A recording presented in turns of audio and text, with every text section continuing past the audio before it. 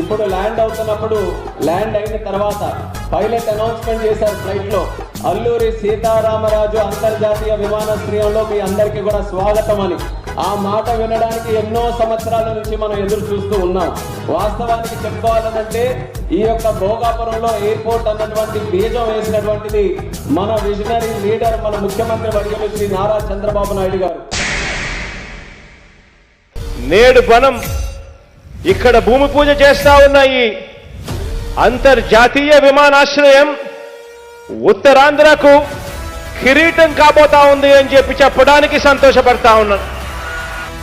ఇక్కడ వస్తా ఉన్నది కేవలం ఎయిర్పోర్ట్ మాత్రమే కాదు, విజయనగరం, విశాఖ, శ్రీకాకుళం ఈ మూడింటికి కూడా దాదాపుగా సమాన దూరంలోనే ఈ ఎయిర్పోర్ట్ రాబోతా ఉంది.